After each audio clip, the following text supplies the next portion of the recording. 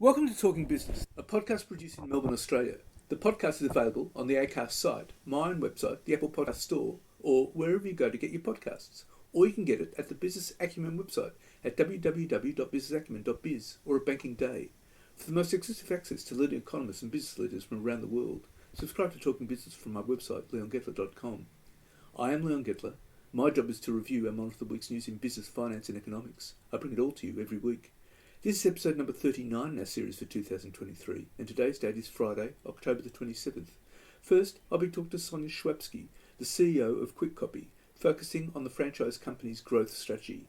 And I'll be talking to RMIT economist Sinclair Davidson about the impact of technology, big data and blockchain on the economy and how it will change our lives. But first, let's talk to Sonia Shwabsky. Well, Sonia, what are your growth plans for KwikKopy? Well, actually, good timing. It was a few weeks ago, we just held some supplier update sessions and we talk about our future plans, and it was just hot off the back of a growth strategy session that we'd had with the board about where we're going with KwikKopy. So good timing on that. I'll just recap on how we've been in the last year, actually, and then I'll build upon what we're going to do with that growth that we've already achieved. So just to put it in perspective, the last 12 years, KwikKopy as a business, from a sales revenue perspective, has been in decline for 12 years, up until, I call it, financial year 19, which was the first year before COVID hit. I kind of take the COVID years out. They're a bit of an anomaly there. So what you're saying is since the GFC? Since the GFC, yes. So KwikKopy was growing up into the point of the GFC, both in number of centres and in revenue growth. And then 2008, the GFC hit, and then it's never been in growth mode ever since, and has been in that 11 years up until COVID had declined 16.78%.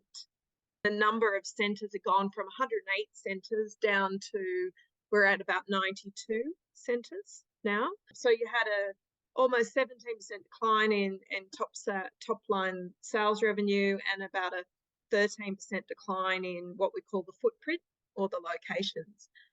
Last financial year, we grew the business for the first time since 2008, 2.8% on those pre-COVID numbers, forgetting about COVID.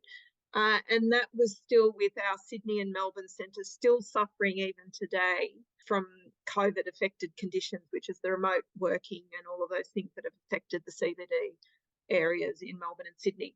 So taking the CBD areas out, the rest of the business grew 11% in sales revenue. This year, quarter one, we're looking to grow 7% on that pre-COVID year, and we're hoping that the CBDs will recover to a certain extent, and we're looking to achieve 7% growth this year. And as of the finish of quarter one, we're on track to meet that. So we've turned around the business from getting the brand back out there, repositioning it in the hearts and minds of our customers, and starting to spread the word about what we do. So that's all happened. We've engaged with our franchise network, a lot of infrastructure improvements in place, brought in a lot more technology, automation, looking at how we can better facilitate productivity within the centres and with our interactions as a franchisor with the franchisees. So a lot of work's been done. So we've kind of got that all sorted now, put those foundations in place, and now we're looking to start growing our footprint.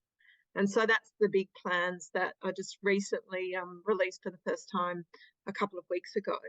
So we've identified that there are 45 locations around Australia that can support a KwikKopy centre in the new format that we're looking at. And it has enough businesses within those what we call primary trading areas. Now, when you talk about new format, how different is it from the traditional format?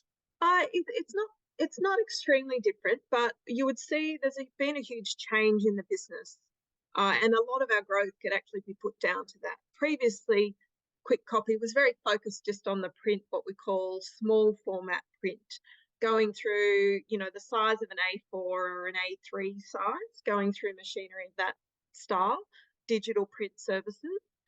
What we've seen in the last few years, and particularly the last year, is we've moved heavily into the wide format area, which is signage. That really had a renaissance during the COVID times. If you recall, there were floor stickers and window signage, and all of that really started to become quite a strong area. It was the only area actually in our sector, but luckily KwikKopy had already identified this a couple of years before, and we're really investing heavily in becoming known for signage at the same levels as signage providers. So that's a really big area. The other area that we also, as one of our product and service pillars, is design. And so that's the other area that we're now focusing on bolstering up. We've always done design, but probably always connected to print. We see design as an area that, with all the new technology that people have at their disposal, you've got do-it-yourself tools like Canva. We're bringing in a tool of that ilk. But what do you do after you've outgrown doing it yourself? Where do you go? What's the next step? And there's a really great opportunity for KwikKopy to provide those services. We have a lot of graphic designers in our midst, and we also are looking at ways that we can bolster that supply line within the business. So that's our next cab off the rank. So when I say the new format, it's having really a much more overall marketing services approach to dealing with our customers from A to Z. Now, you're one of Australia's biggest franchise operations. How's that gone down with your franchisees, who many of have been there for years? Well, the signage and the design has been there for years anyway. We're probably just lifting it up so it's on equal standing with our small format print products, which some of those have actually been in decline. And if you think about administrative print, I mean, yes, you had the GFC, but you also had, over that period from 2008 through, the whole digitisation of the industry. So KwikKopy previously was doing a lot of administrative print. Now that's gone by the wayside. People aren't doing administrative print jobs as such. It's moved more to marketing print. And that's been the biggest change from an industry-wide point of view as well. We need to, you've got those products that are going down. I mean, even if you look at business cards, that's been in decline. If you look at training manuals, a lot of that's gone online, even though they still need the manuals, but there's just less of them around. So we've had to, like you do with any good category management and product management, these things are in decline. What's the things that it's going to replace them?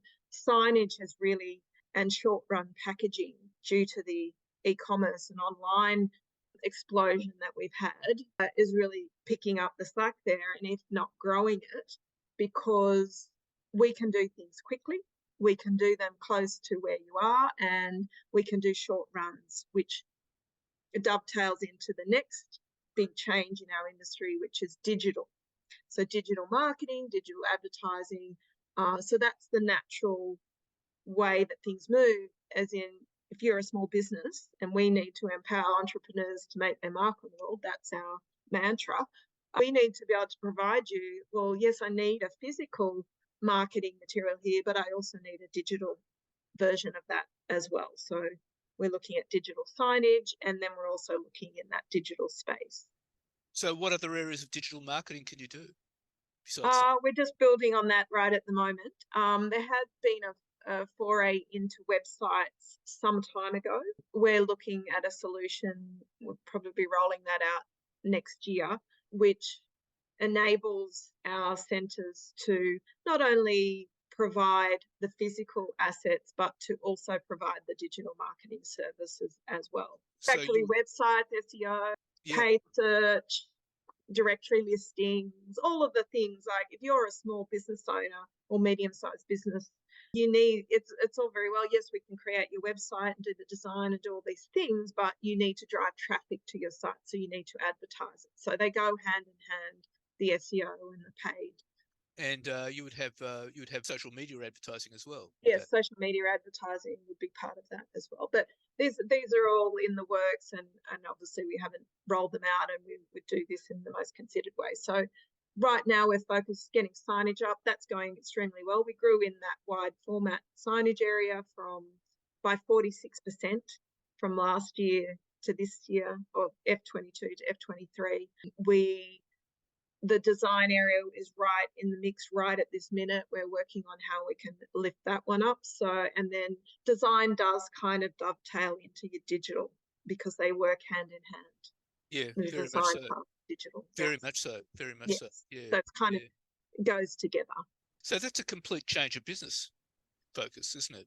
I wouldn't say it's a complete change of business focus because our core purpose is, as I mentioned, empowering entrepreneurs to make their mark on the world. We have a brand line, we make possible.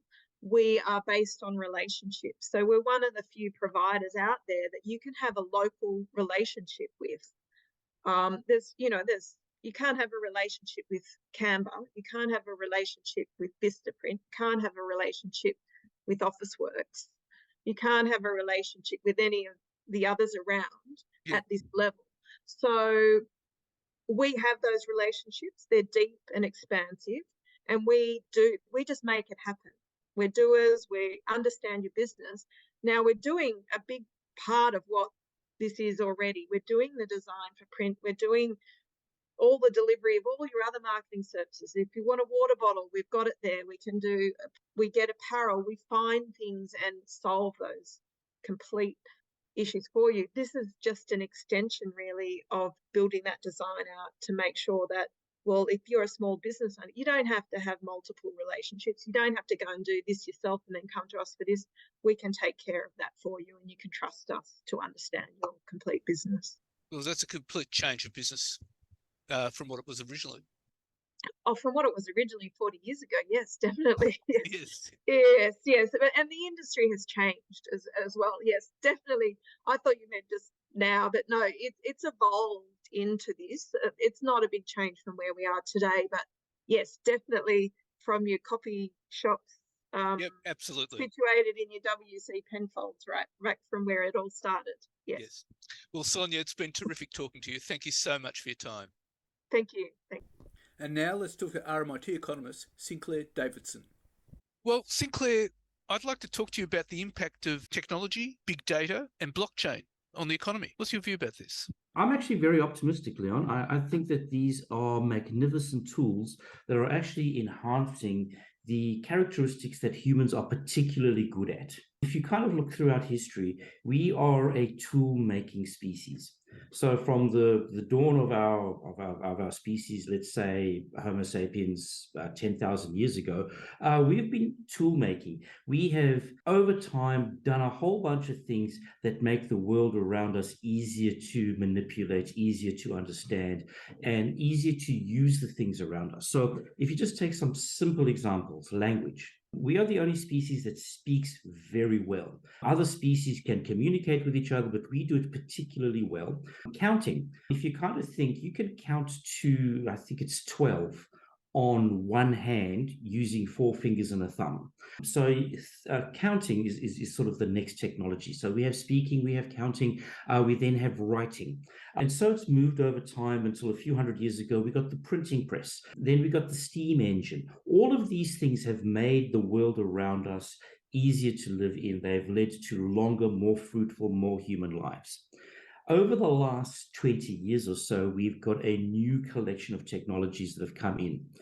We've got the internet, we've got blockchain, and we've had artificial intelligence for a while, but it's been in the last year that artificial intelligence has really exploded into the public domain.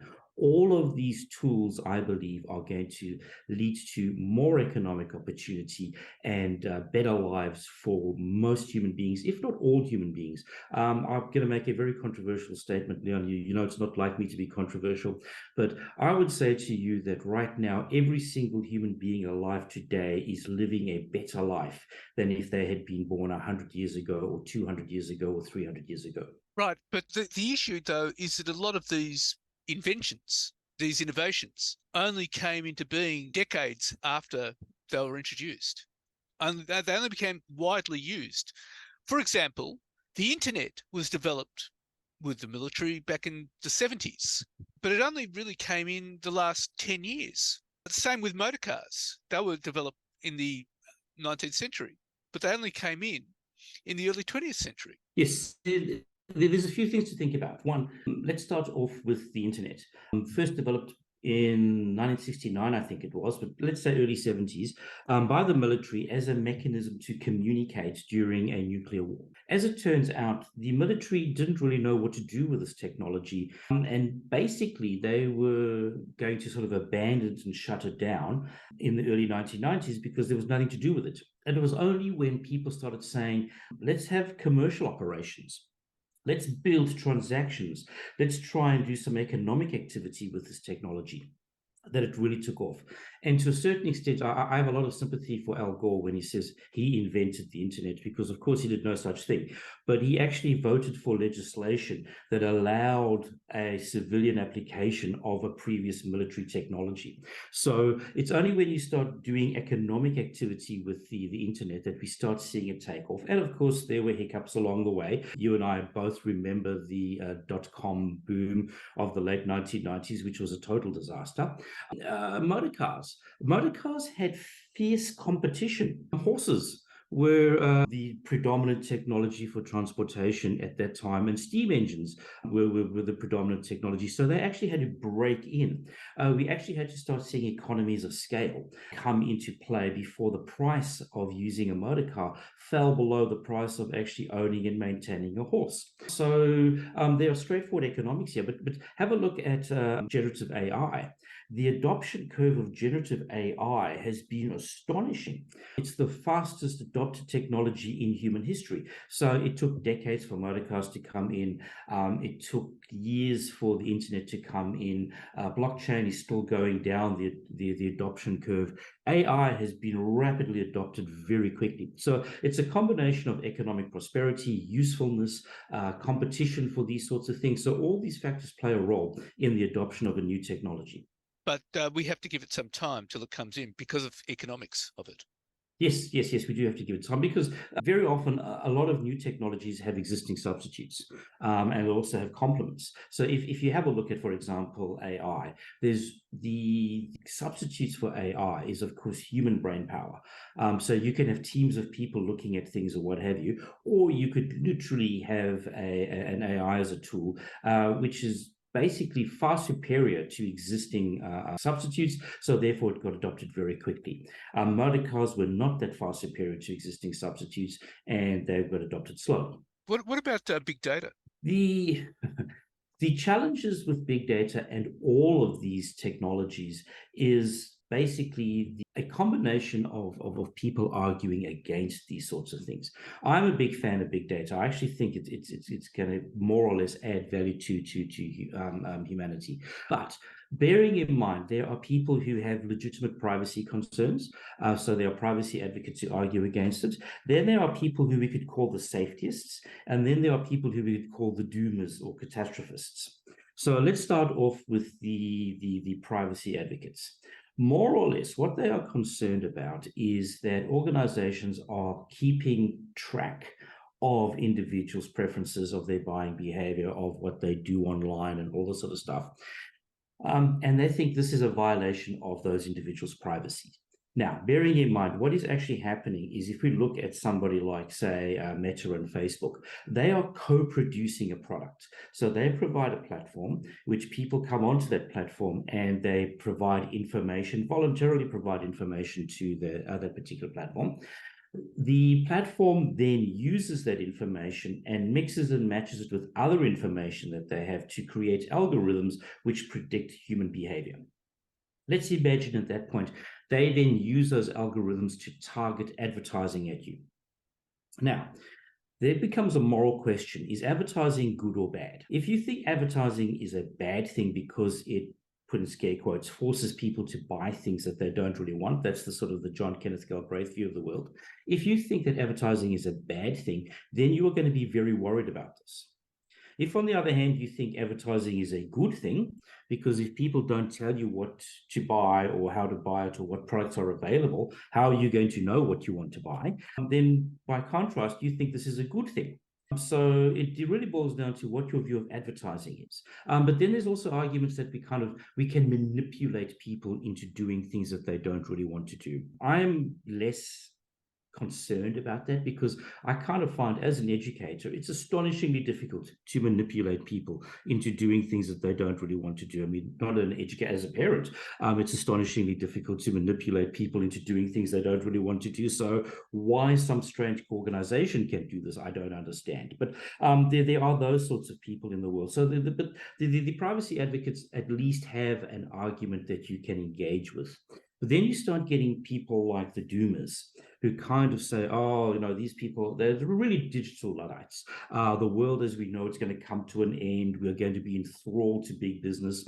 AI is going to destroy humanity. Now, I understand why people think this because there have been some fantastic movies about how AIs go rogue and destroy humanity. But these are stories. They are very entertaining movies. In order for an AI to destroy humanity, they would have to have an imagination.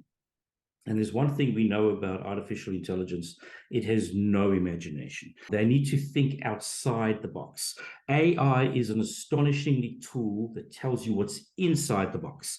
So thinking outside the box, having imagination, all those sorts of things, AI cannot do that. And I would imagine all of these tools, all of these innovations are going to actually massively increase productivity in the long run. They will, especially for people who know and how to use them. And one of the arguments against the technology again is that this will dumb us down. Whereas in actual fact, to make use of these tools, you actually need to smarten up. So I actually, I'm very optimistic that in actual fact, to make better use of these tools, we will have to be smarter than we currently are. We'll have to work harder than we currently do to actually train ourselves to use these tools. So all up, I think this is a win-win. The value of a traditional education is enhanced. The value you can get out of that traditional education using these tools is also enhanced. And which would be a tremendous boost for the economy. It should be indeed, if we can allow people to use it in the best possible way. And to a large extent, that means a lot of experimentation right now. Well, Sinclair, thank you very much for your time.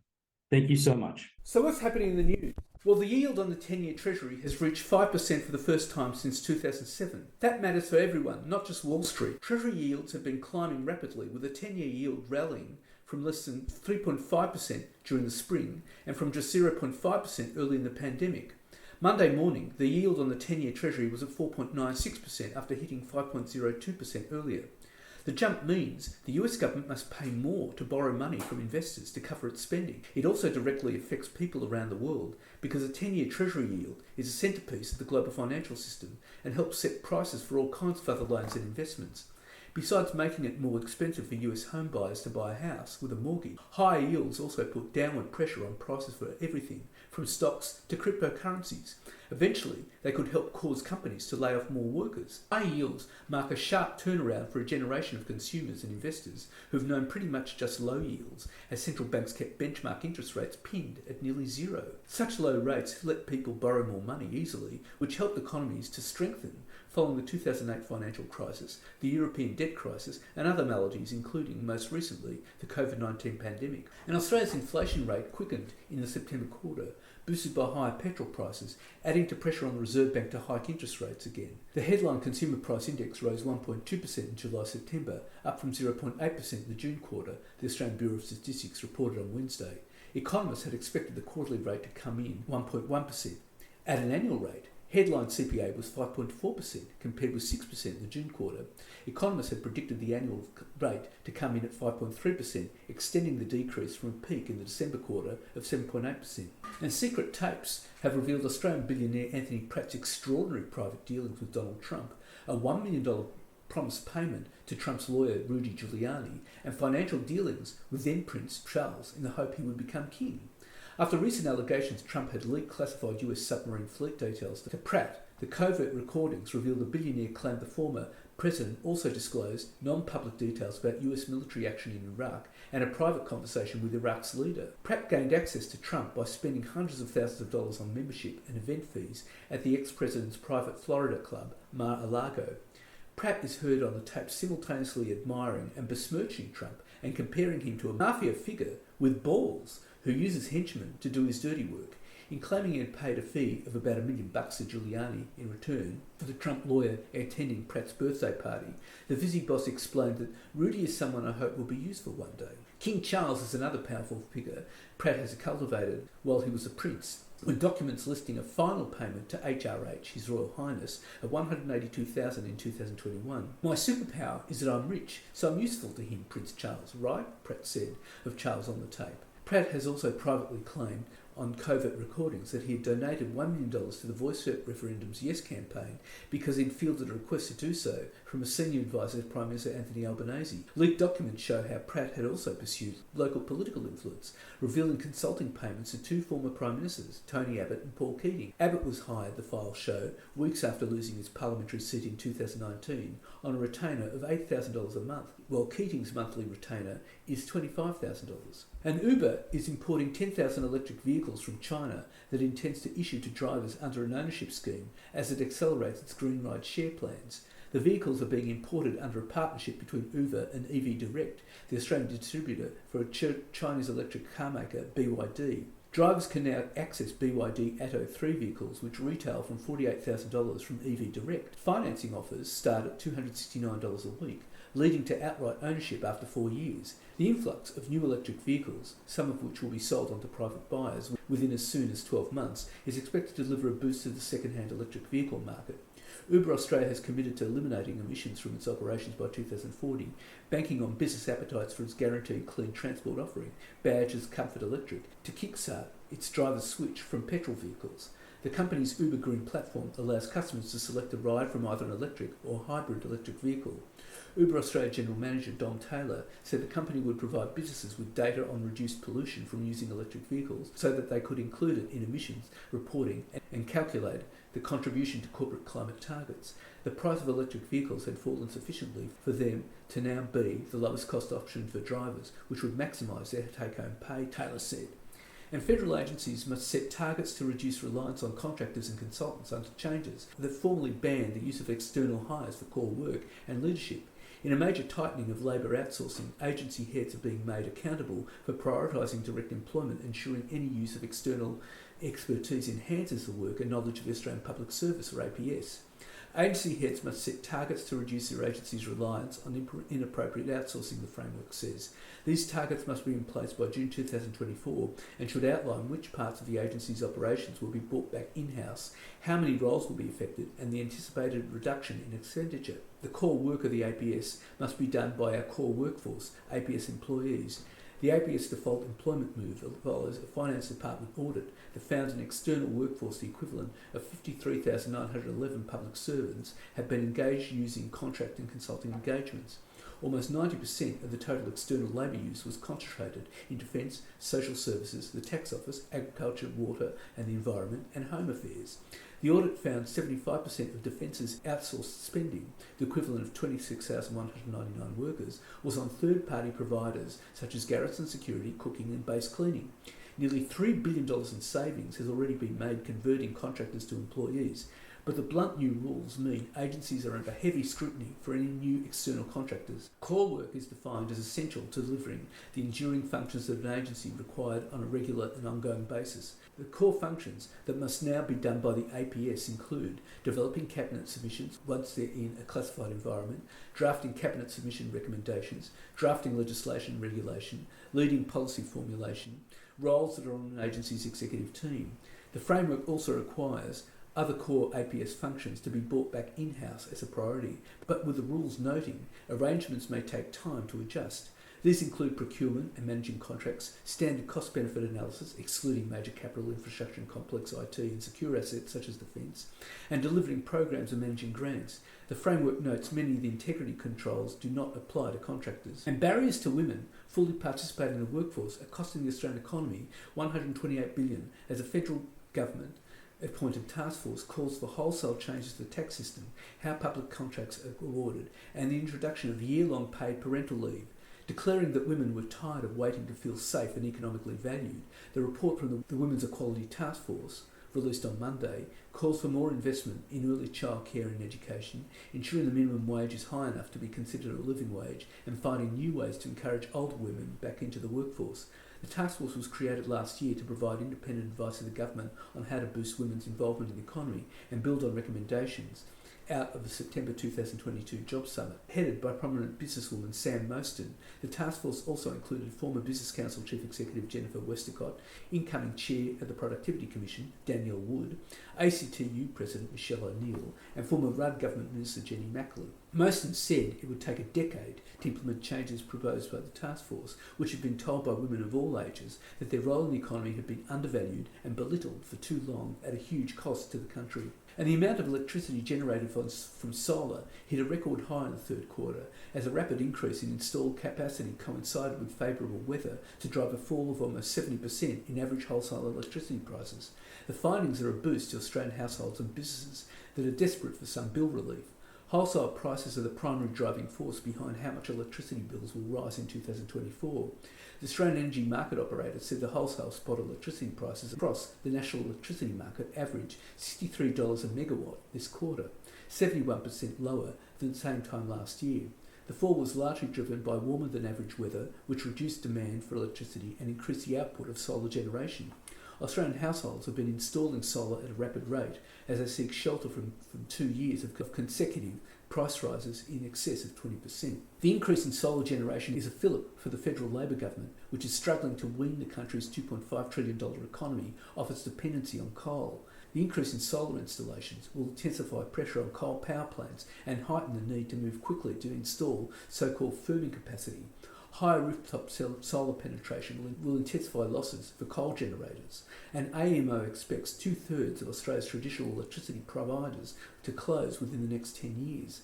The decline in coal means Australia's coal output is steadily falling, and AEMO said quarterly generation from black coal hit a record low in the third quarter after AGL shuttered its Liddell coal power station. And sales teams at Taylor's Wines, which grows and makes wine in South Australia's Clear Valley, are racing to re-establish connections with their Chinese buyers, following a decision to review China's wine tariffs on Australian producers.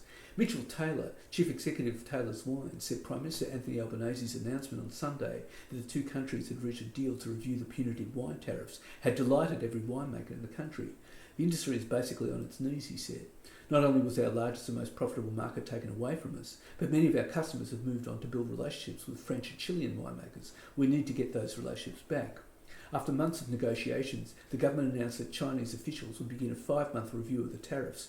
The 218% tax imposed on most Australian wine was part of a suite of restrictions that China introduced after Australia called for an inquiry into the origins of COVID-19 in 2020.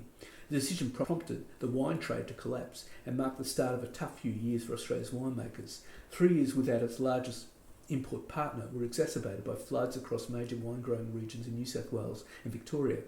ASX-listed Treasury Wine, which houses brands such as Penfolds, Pepperjack and Wolf Blass, have suffered a 33% fall in share price since tariffs were announced. And Fortescue wants its mining operations emissions-free by 2030. Bigger iron ore rivals Rio Tinto and BHP are advancing, but not going as fast or spending as much money. Rio is aiming for a 15% reduction by 2025 and a 50% reduction by 2030. BHP is targeting a 30% reduction by 2030. Fortescue will spend US $6.2 billion, that's 9.8 billion Aussie, decarbonising its iron ore operations. Rio has estimated it will cost about $3 billion to halve emissions from its Pilbara mines by the end of the decade. BHP has flagged US $1.6 billion spending between 2023 and 24 and fiscal 2030 to hit its iron ore decarbonisation target. All three are relying on renewable energy to replace the gas and diesel that currently power their mining, rail and port operations, but making slow progress on the vast solar and wind farms that will be required. Fortescue Chief Executive Dino De Tranto says the electric haul trucks being developed by Fortescue are something like a supersized version of a Toyota Prius. Haul trucks are the biggest users of diesel in Australia. BHP uses $1.5 billion litres a year to run machinery and other equipment in its Australian iron ore and coal mines. Fortescue uses 700 million litres a year, while in rail operations alone, Rio chews through 700,000 litres a day. The big miners see immense savings in diesel bills and any potential carbon price and hope for lower maintenance in electric trucks. And 5 major proxy advisors recommend investors reject Qantas's executive pay scheme and have demanded more details over why the board has not sanctioned the airline's management financially over an adverse High Court ruling and its flight credit saga. The Australian Council of Superannuation Investors joined Glass Lewis Ownership Matters, Institutional Shareholder Services and the Australian Shareholders Association in recommending investors vote against the adoption of Qantas's remuneration report. Proxy advice raises a prospect of Qantas facing the biggest backlash by an ASX blue chip since National Australia Bank suffered an 88.1% vote against its remuneration report in 2018. ISS and the ASA further recommend investors vote down a motion proposing that Qantas Chief Executive Vanessa Hudson be granted long-term incentive payments for financial year 2024.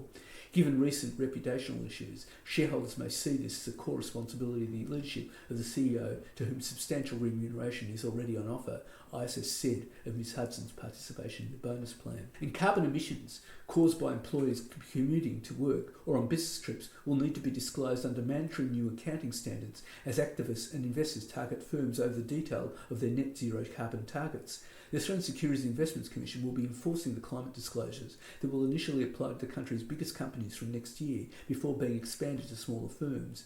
Executives and board members are being warned that they could be held responsible for a larger range of emissions that are now considered, including across 15 categories of so-called Scope 3 emissions. These will include emissions related to waste generated by operations, employees commuting, business travel, the use of sold products and their end-of-life treatment. So-called fly-in and fly-out trips will be captured, as would business class travel. ASIC chairman Joe Longo has put companies on notice that the coming regime will be the biggest change to corporate reporting in a generation. The mandatory rules initially apply from next year to companies with more than $1 billion in assets, $500 million in revenue or 500 employees, but will then be phased in over 3 years down to companies with $25 million in assets, $50 million in revenue or 100 employees by 2027-28. And that's it for this week. And next week I'll be talking to Scott McKinnell, the country manager for Australia and New Zealand of Tenable. We'll talk about cybersecurity. And I'll be talking to EY economist Sherelle Murphy about the latest inflation figures. For the most exclusive access to leading economists and business leaders from around the world, subscribe to Talking Business from our website, leongettler.com. If you like Talking Business, please leave us a review with Apple Podcasts. Thank you in advance. In the meantime, catch me on Facebook, Twitter, Instagram, LinkedIn and YouTube. And if you want, leave a comment. For the most exclusive access to leading economists and business leaders from around the world, subscribe to Talking Business on the Apple Podcast Store or on my website, leongettler.com. If you want to contact me, email me at leon@leongettler.com. I answer all emails. Wishing you all a safe and healthy week and looking forward to bringing Talking Business next week.